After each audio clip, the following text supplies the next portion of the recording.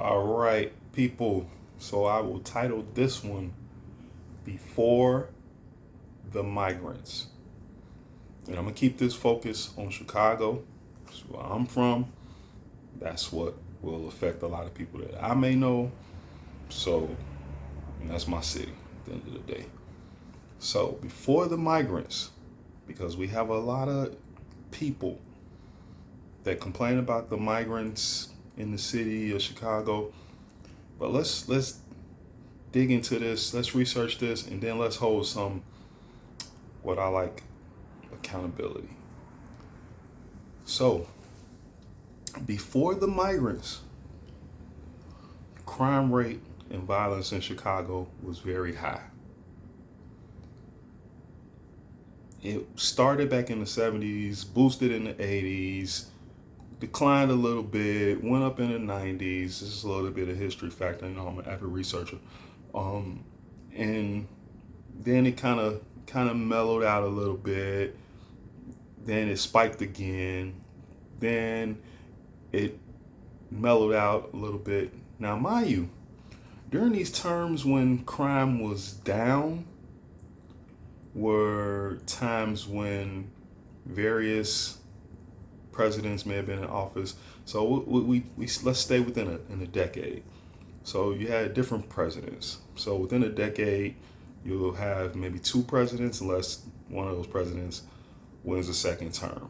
And in a decade, which is 10 years, 8 years, two terms. Then you have those extra 2 years for, whoever comes in after that. But we'll keep it to the decade. So despite what party, what mayor, what governor of Illinois, mayor of Chicago, crime has always been high in Chicago. Violence has always been high in Chicago. Crime was at its highest level in a decade last year. At its highest level in a decade last year. Last year was 2023. So that means in 10 years, it was at its highest last year. We had a mayoral transition. So we had Lori Lightfoot, then it switched over to Brandon Johnson. Brandon Johnson won mayor. Since Brandon Johnson has been mayor, violent crime has been up anywhere from 50 to 68%. There's been more home invasions. There's been more armed robberies. Now, don't get me wrong. During Mayor Lightfoot's term, crime was at its high too. And during Rahm Emanuel's term, crime was at a high too. And during Mayor Daley's term, crime was high, but not at its highest. Crime boosted once Rahm Emanuel became mayor. Crime boosted even more after his succession, which is Lori Lightfoot. Her crime rates were only low because of COVID and people weren't able to be out. That's a fact. You can research that on your own.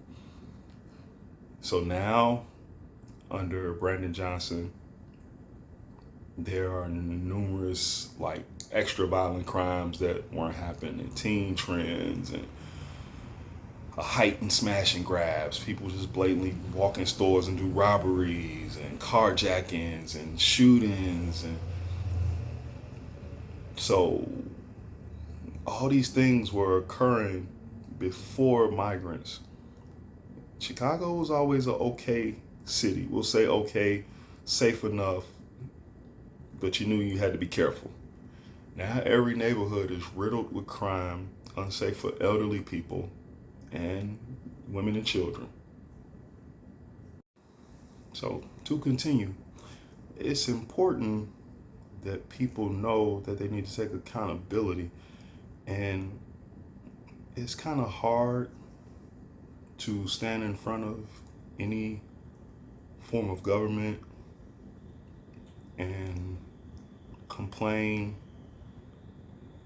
about resources and people, coming here from other countries and taking advantage of things and they being given things. Now, granted, I don't agree And I'm really not condoning that. But it was something that someone told me once when I was younger. They would say, be careful of all these government assisted programs, because when they're ready to pull them, they'll pull them and they'll not care. And when I was doing community work and community organizing, I was a victim of that. I was a victim of a program being successful, and because it was successful in a certain neighborhood and it stopped certain people from fighting each other, and it did something different in my community where I was at that time, they pulled funding. They pulled the funding. It was no reason. You know, I had someone older helping me then because I was a teenager who was a professor, and they were advising me when we were doing everything the right way and on the up and up and all that, and they pulled the funding. So it's like I witnessed and experienced, you know, things that occur even if you had a means in Chicago. Sometimes people block you from buying property. They block you from starting businesses. These things have been occurring along with the conglomerate of violence and crimes and things of that nature that's happening in Chicago. We cannot expect to go to a war or a battle if our kids or people are killing each other. You can't stand on nothing. You can't stand on anything because you don't have the troops, so to speak, or the soldiers to fight and win. Our track record in the city is horrible. It's horrible when it comes to the communities. They horrible. You know, and let's be honest. Yeah, Chicago has been plagued with like so many things when it comes to the quote unquote black community, man. And you have to think of it like this. Regardless of party, Republican or Democrat, violence has been what it is. Regardless of party, Republican or Democrat, people still dealing with that redlining thing where people are blocking them out with money. Regardless of party, there's still food deserts. There's still food deserts on the south and west side of Chicago. People can't buy food. Can't wrap that in your head. Homelessness. Regardless of the party, homelessness. These are issues that once you lived and you've seen that regardless of these parties, they haven't done anything, kind of got to do something about that. Those are kind of things you walk up to someone, a panel of a government with a list of these things need to be addressed.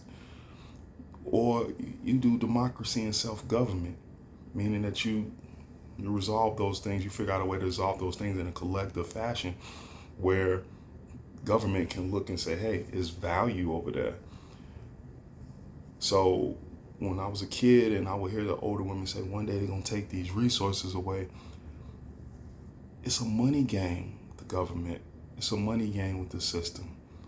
So they may not physically take your resources away, but they'll give them to someone else where it makes what they're giving you as minimal as possible.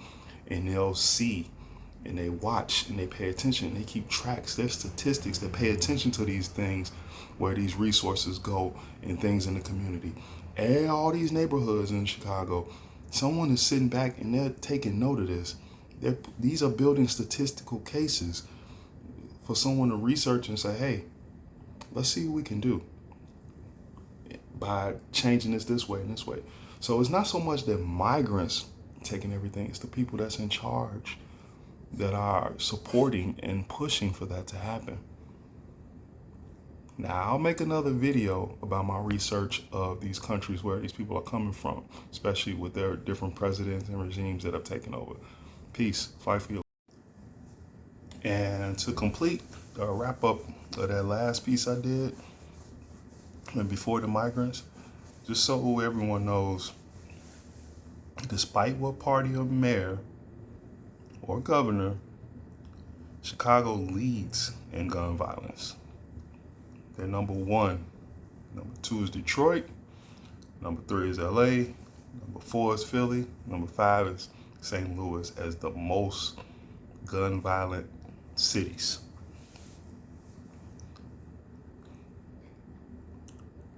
And yes, we are still leading in 2024. But on to Venezuela. Venezuela. What happens when you owe someone a debt and you can't repay it?